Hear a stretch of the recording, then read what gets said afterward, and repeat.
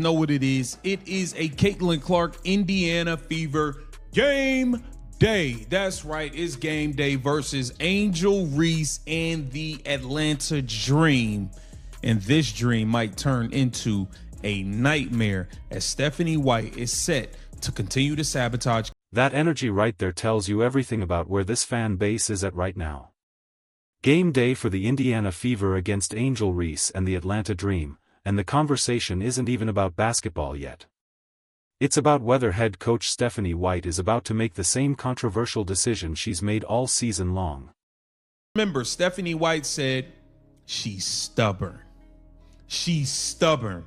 And take it how you want. The Indiana Fever have been listening to all of us online. They've been online responding. They've been online blocking people. You had Amber Cox responding to fans subliminally and all types of stuff. They're listening to us. This is the heart of the frustration. Music. The claim is that Stephanie White is stubborn, that she's heard the online criticism, that the organization is paying attention. There's even a reference to Fever executive Amber Cox responding to fans.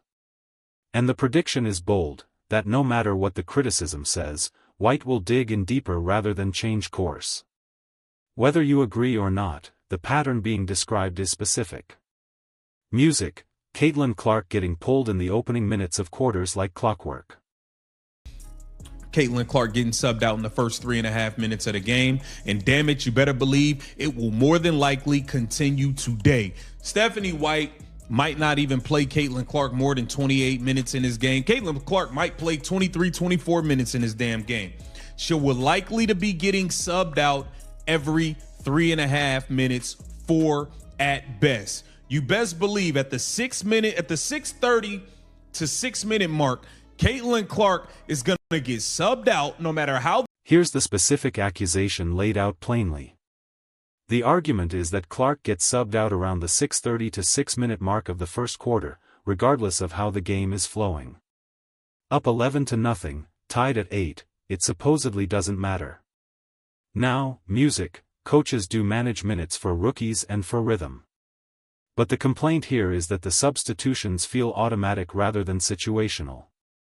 And when your franchise player is also the league's biggest draw, every rotation decision gets put under a microscope. That just had a team meeting, all types of stuff. It sounded like Sophie Cunningham leaked the damn team meeting. She running her mouth too much. She can't. Kelsey Mitchell and them all surprised, like, what meeting y'all talking? Wait, how y'all know? It sounded like Sophie wasn't even supposed to say that. She's so worried about building her own brand and all. Look, man, everybody has come over here and got what they wanted out of Caitlin Clark. Popularity, deals, money, all types of stuff. And now the locker room enters the picture.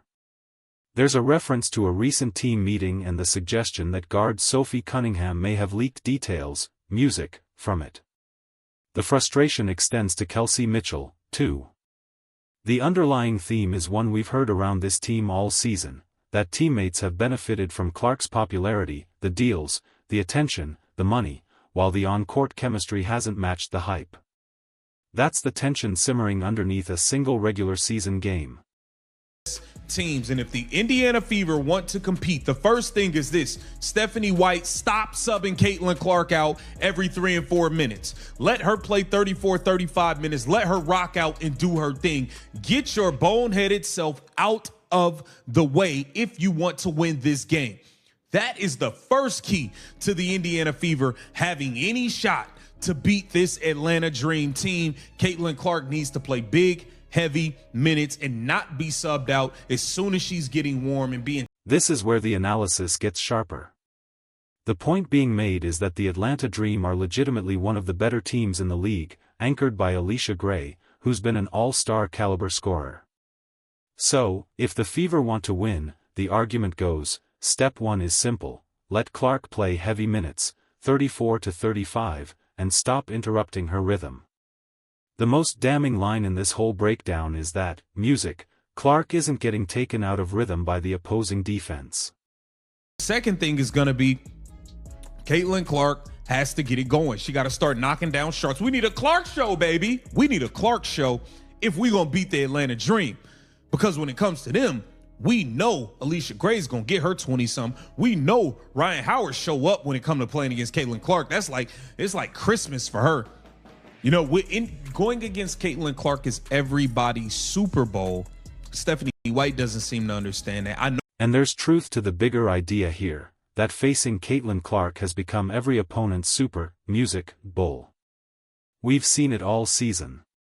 Players elevate their games against the Fever because the spotlight is brightest.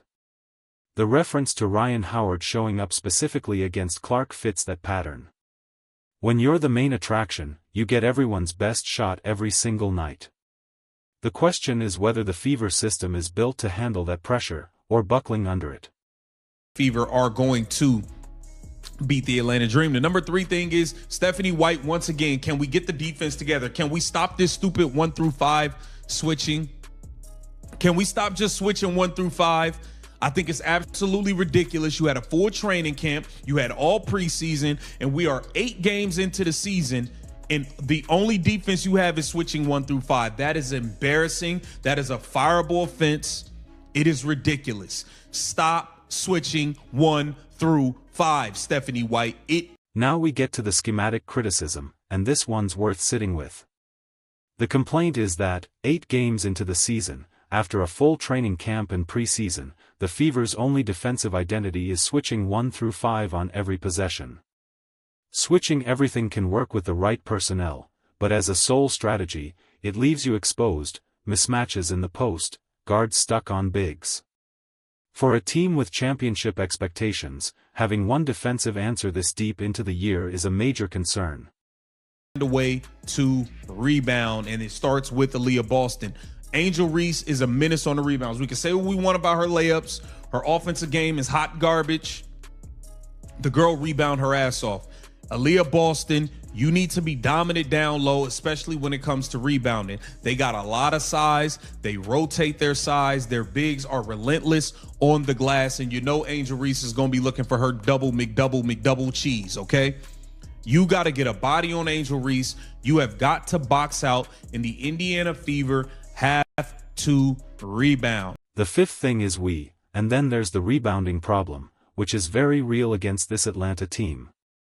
The honest assessment offered here is interesting. It dismisses Angel Reese's finishing around the rim, while crediting what's undeniable: she is relentless on the glass.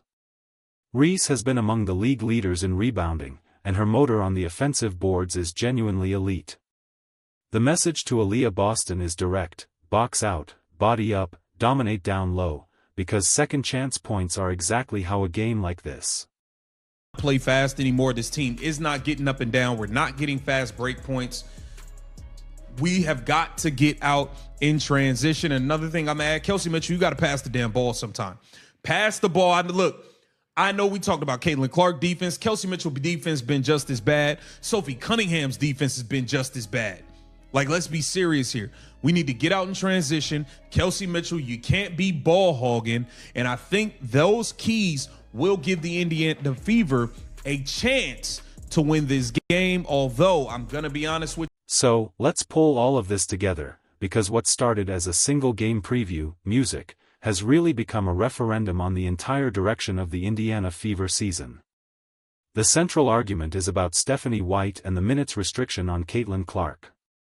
And here's why this matters beyond just one game. When you have a generational talent who single-handedly transformed WNBA viewership, attendance, and revenue, every decision to limit her time on the floor becomes a national conversation.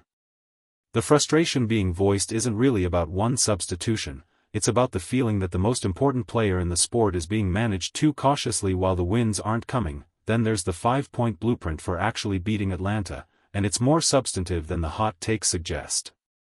Let Clark play extended minutes and stay in rhythm. Get her shot going early, because a Clark scoring night changes everything. Fix the defense beyond just switching 1 through 5. Win the rebounding battle, specifically by keeping Angel Reese off the offensive glass. And push the pace to generate transition points, because this version of the Fever has slowed down and stopped getting easy buckets in the open floor. But underneath the basketball, there's the locker room story. And that's the part that could define the season: the team meeting, the suggestion that information is leaking out, the lingering sense that this roster came together around Clark's gravity, around the deals, music, and the attention more than around a shared on-court vision. Chemistry problems don't show up in the box score until they show up everywhere at once, and the stakes for this specific game are enormous emotionally. Atlanta is good. Alicia Gray gets hers. Ryan Howard treats Clark like a personal rivalry. Every opponent plays the Fever like it's their championship. If Indiana loses at home to Angel Reese and the Dream, the noise around this franchise, already loud, becomes deafening. The coaching questions get louder. The roster questions get louder. The "is this working" questions get louder. So here's what I want to know from you.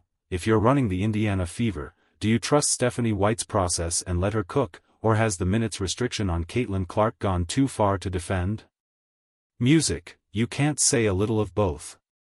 Pick a side and tell me exactly why in the comments. And if you want to watch this one unfold live with a breakdown in real time, you know where to.